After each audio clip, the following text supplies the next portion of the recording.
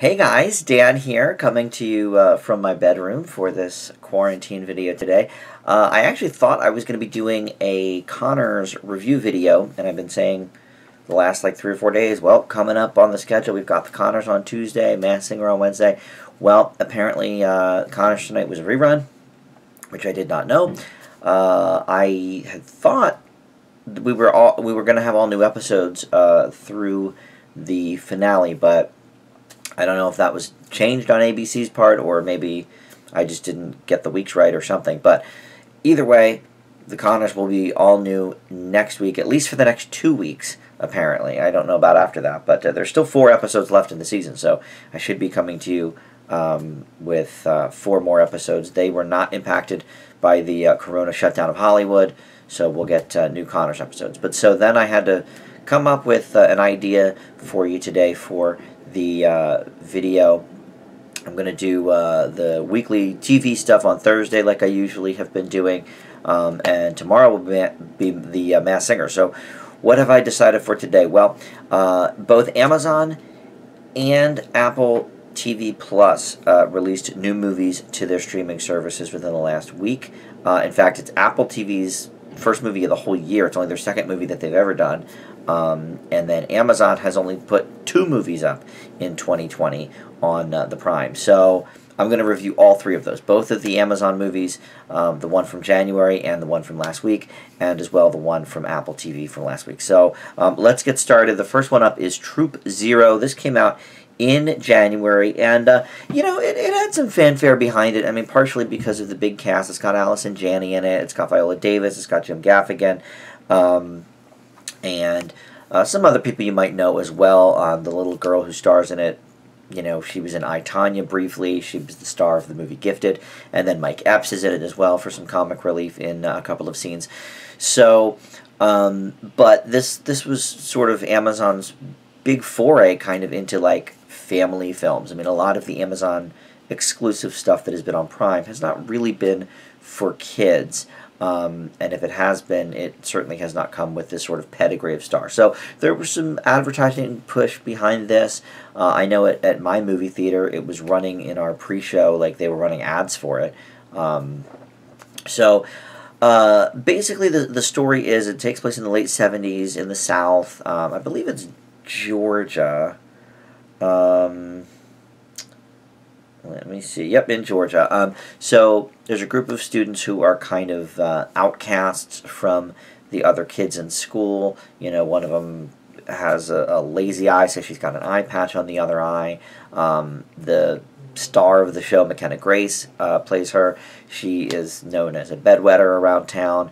There's a little boy who doesn't necessarily want to be like a Girl Scout, but they have this group called the Birdies, and he kind of wants to be one of them because it seems cool and fun. And also, let me get the McKenna Grace's character name. Christmas Flint. Yeah, how could you forget that? So Christmas Flint is the main character, and she basically is really interested in the space program and aliens, and her mom passed away, and she was kind of told by her dad, played by Jim Gaffigan, that her mom is basically, you know, up in the stars, and so she has this fascination with space.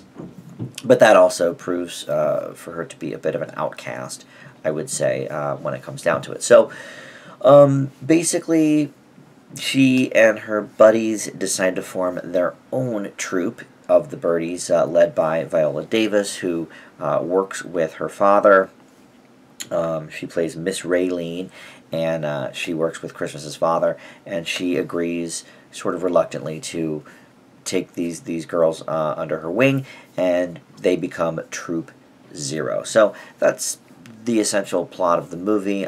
We go from there, of course, and it follows a pretty standard, like, Little Miss Sunshine type of pattern, underdog story type pattern that we've seen in plenty of movies, but certainly with the cute little blonde girl outcast as the lead, it's definitely like got Little Miss Sunshine, you know, shades, especially when we end at a big competition. In this case, it's at a campground to try and get basically everybody does like a little talent portion, much like Little Miss Sunshine, and this one, Christmas's team does to a David Bowie song, and then, the other teams do some other things, and the prize is to get your name, or get your troupe recorded and stuff, and sent on this record that they were going to send up to space.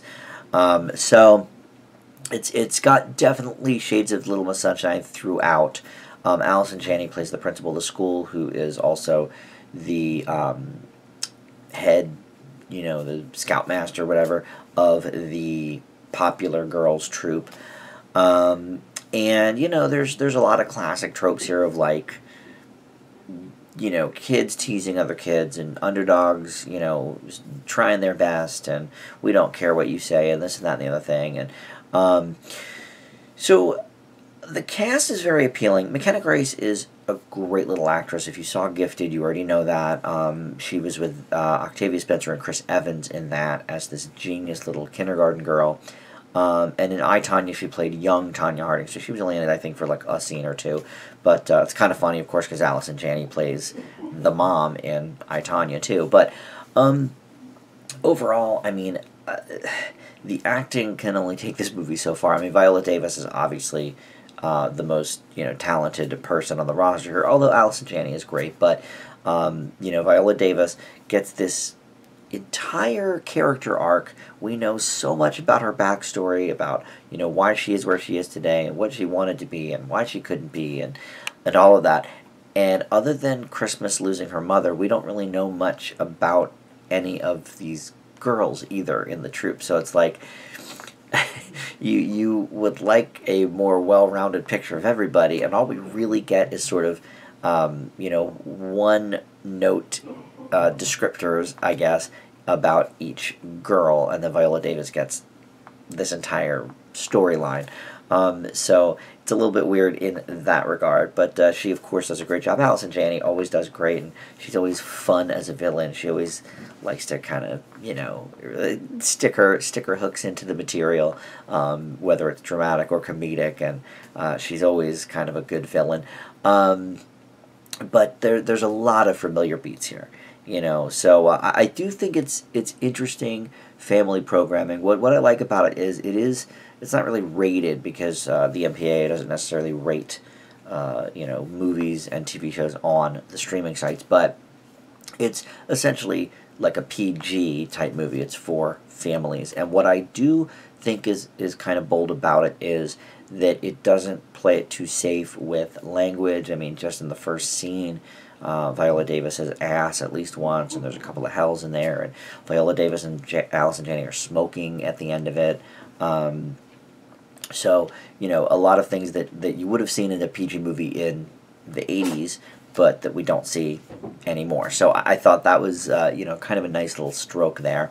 One thing that sort of bugged me was I'm not sure how legitimate the language is in terms of the colloquialisms and such, not the naughty language, but, like, for example, when Viola Davis first goes in to see the principal, Allison Janney, she goes, "Oh, it's been a minute." Now, to me, that's a relatively recent phrase, maybe in the last 10 years, that you've said, "Oh, it's been a minute," to somebody you haven't seen in a long time. I did a little digging on that to see where that really came from.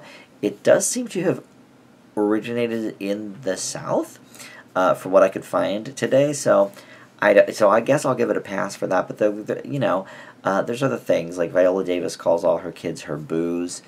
Boo also seems like newer than the 70s, but I'm not sure. Maybe I'm just not steeped enough in Southern culture to know what the statements are, the phrases. But this movie was borderline enjoyable. I think it could have been much less so in the wrong hands, but it's got a talented cast that helps it rise above. I just wish people were a little bit more defined, and that maybe it didn't tread so much on the Little Miss Sunshine territory. I leave Troop Zero with a C+.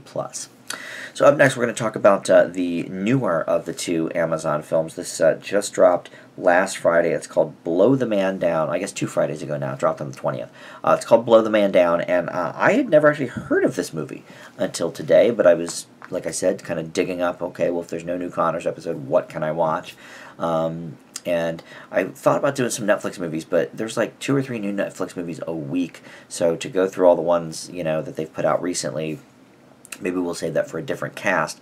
But this one stuck out to me because it stars Margot Martindale, who I love. Everything she does is so great. The first big movie role I saw her in would have been August, Osage County. But I first remember her from a yogurt commercial, probably 2 or 3 years before that. And she was so funny in the commercial. I just thought, wow, who is this woman? And then I saw her starting to pop up, and she did a TV show with Will Arnett that lasted about a season and a half. So she pops up and is always, engaging. I just saw her actually last night in a couple episodes of The Good Fight. So she is in it, as well as June Squibb. And then everybody else I don't really know. I mean, they're sort of up-and-comers, I guess. But the 2 leads, Morgan Saylor and Sophie Lowe, they play sisters in the Connolly family, Mary Beth and Priscilla, and actually kind of like Troop Zero, their mom just died, although their mom was murdered. But this basically is a Coen Brothers-esque murder mystery type of movie, and it takes place in a place that has a similar aesthetic to Fargo, so it's very hard not to draw comparisons to the two. But this takes place in Maine, but still like in a very snowy area, and so essentially we see that the one sister is out, sort of not celebrating her mom's death, but sort of, kicking back at the bar, remembering her mother, etc. And she leaves with this dude who ends up, she thinks anyway, trying to kill her. Whether he was going to or not, we don't quite know. But she ends up killing him instead. And so now, what do? She runs to her sister, they bury the body, and then a body is drug out from the lake, and it's not him, it's another person's body, a young woman. So things keep sort of unraveling in this town full of secrets. We learn a lot about the 3 older women. It's Margot Martindale, June Squibb, and the third woman, again, I don't recognize her. Her name is Annette O'Toole. Oh, she was on Nash Bridges. Well, I never saw that. Oh, she played the girlfriend in 48 Hours. Okay, so maybe you'd recognize her from that. But so they are 3 sort of friends, but also, they sort of keep each other on their toes, certainly. And the Margot Martindale character owns a brothel where they are able to sort of hold a lot of the town's secrets, close to the chest. There's a lot of betrayal that goes on here. There's a lot of secrets unfolded as we move along. I would say that we see some of the hands of this script a little sooner than maybe we needed to, but this is a really, really great murder mystery movie. It's more of a murder drama, I guess. I mean, there's not that much mystery to us, the audience. The mysteries unfold for the characters, I think, a little bit more than they do for us, but at the same time, we also don't live in this town, so everything's sort of new information for us.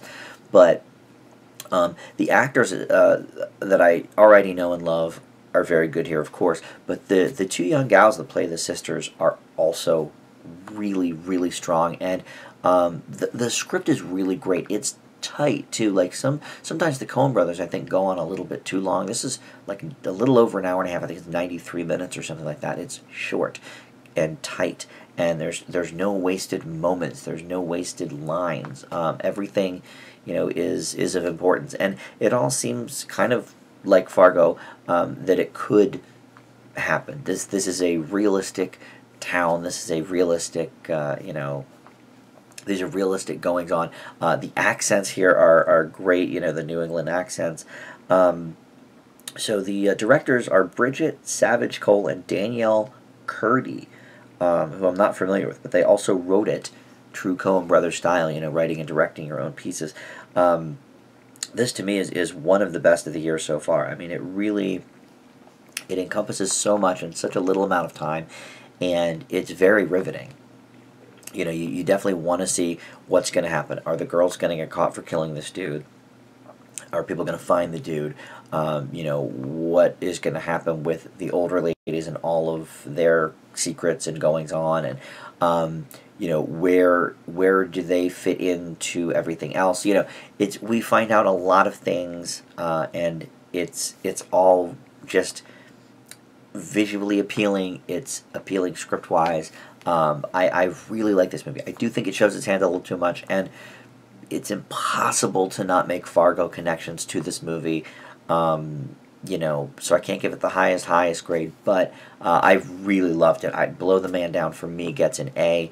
Speaking of the title, comes from a classic like sort of shanty song, Below the Man Down. There's a few different like scene changes where there is an old man on the dock that is like sort of in a cappella singing. Sometimes there's multiple people, singing. I guess it's Blow the Man Down every time. I'm not sure if it's the same song every time, but I think it might be. And I thought that was a great way, sort of quirky, very Coen-esque to do, to sort of have the scenes change. And not every scene, but a scene where there's a lot of, tonal shifts. And I should say this, too, before I move on. Like a Coen Brothers movie, it is also funny, even though it's very dark and very, disturbing, and we're finding out a lot of crazy things about these people and their town and all the secrets.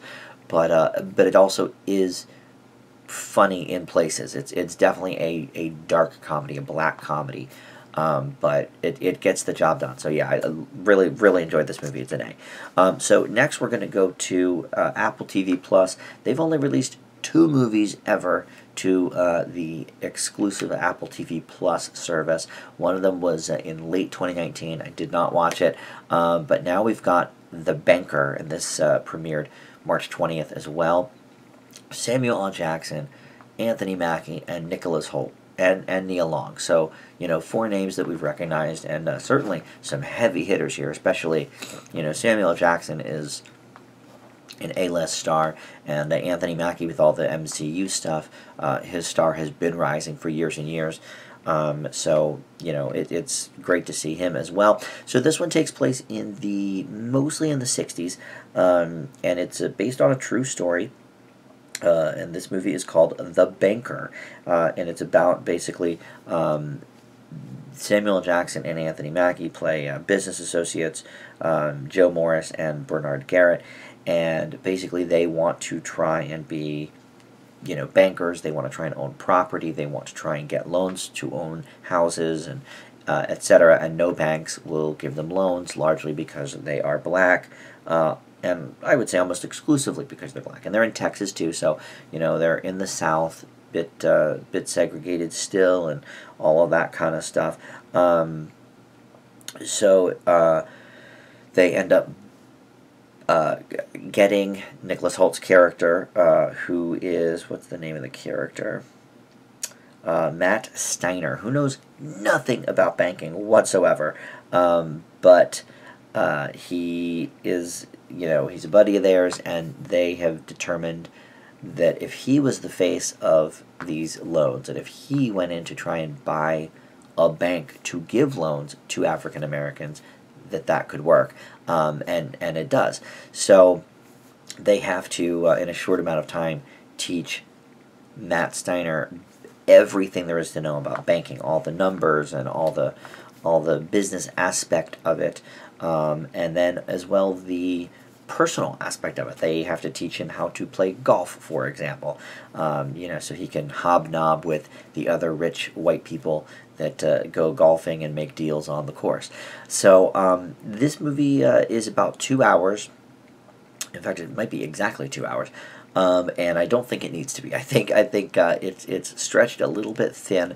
And also it's a bit dry with the numbers, and The aspects of the banking that, like, Matt is having trouble. Remember, I was having trouble following along. I mean, I didn't understand it, obviously, because that's not in my wheelhouse, but even still, it's like, it just isn't presented in that exciting of a way. It actually is interesting because Nicholas Hoult was recently in a movie called The Current War, which was about Nikola Tesla and Edison and all of that, and there was Nicholas Hoult played one of the roles, and that was also, like, it was interesting from a historical standpoint, but it was just kind of dry in, like, the more technical aspects of the operation, and I felt the exact same thing here.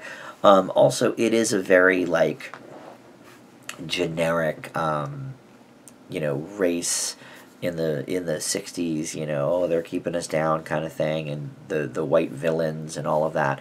And as I was watching it, I was thinking, all right, there's definitely been a lot of these types of movies, and what is it about this one that makes it worse than, like, say, Hidden Figures? Because, of course, I love Hidden Figures, one of my favorite movies.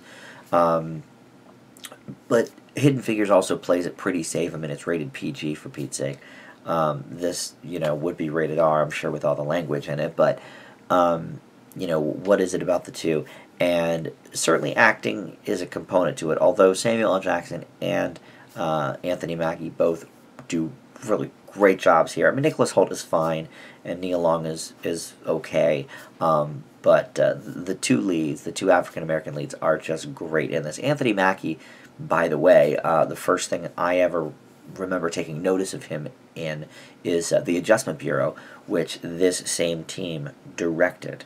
It was directed by, or same team, it's just one person, George Nolfi. He's only directed 3 movies, and 2 of them I've seen with Anthony Mackie. I don't know if he was in the second one or not. It was from 2006, called Birth of the Dragon. Let's see. No. Philip Ng and Zia Yu. Okay. Oh, I have seen... Okay, it's about Bruce Lee. So I've heard of that, okay, but I didn't see it. But anyway, so 2 of his big movies are with Nicholas Hoult, with Anthony Mackie. So he does a great job here, too. But, at the end of the day, I think length is certainly a factor, because I do think this movie's a little too long for what it needs to convey. Although Hidden Figures are probably even longer. That might be even more than 2 hours. I don't know. It doesn't feel like it. But, Hidden Figures also had a lot of white people working for them. Kevin Costner certainly was. And some of the other smaller characters, not, what's Sheldon Cooper's name in real life from Big Bang Theory? Jim Parsons. He was not working with them. He was a jerk. But, we had a few people here and there that were working, for the women to well, certainly Scott Glenn, in the NASA program was one of them. So here it was like, it was all just like, other than Nicholas Hoult, everybody was like just super, super evil white, super, super put down black. And I'm not saying it wasn't like that. I'm sure it was, and I'm sure it was awful, but we've seen it so many times in movies played out more compellingly than it is here. And then, it takes all the familiar beats, and, it ends in the courtroom, and I won't tell you really what happens, but it is an interesting story. I mean, it's something I certainly did not know, that this actually transpired, and, they had a white man sort of as the face of the operation, so they could, buy a bank to loan to African Americans. Like, it's a cool story that I certainly didn't know about, and a lot of the acting, like I said, from the 2 leads especially, is great. But it's just a little boring in places, especially when they get really talking about the numbers, and then, when they're trying to teach him golf, there's like a montage, and it comes off like sort of jokey, and like, and there's some humor in it, but like, I don't know. I think we could have had not that part of the movie at all. Like, we could have left that out, It just seemed a little silly to be kind of stuck in there. But it is worth watching, I think. So it's a slight recommend for me. I'm going to give The Banker a B-. So that's it. Those are the 3. So that's my quarantine video. I'm not running out of things. I can show you real quick some of the piles of things I have in my room here. Well, there's my bed, but there's just piles and piles of you know, CDs, DVDs, and then boxes and boxes over here, you know, of DVDs. So you know, and you've all seen my basement from those videos as well, because I usually take the videos to the basement. But there's no shortage of things to review, but I want to also be kind of timely with things, and at some point I'd like to bring back the classic TV Rewind segment that we did a couple times in late 2018, I think. At this point, we did Abbott and Costello, their TV show, and then another early 50s TV show. So I'd like to bring back some of that with both more contemporary and other classic shows too. But it just sort of threw me for a loop today, because I really thought I was going to be reviewing the Connors, and then when I looked this morning and saw it was a repeat, I said, well, now I got to find something else to watch. So I watched those 3 movies for you. But anyway, thank you so much for watching. Comment below. We'll be back tomorrow with the Masked Singer video. Stay safe, and we'll talk to you later. Bye.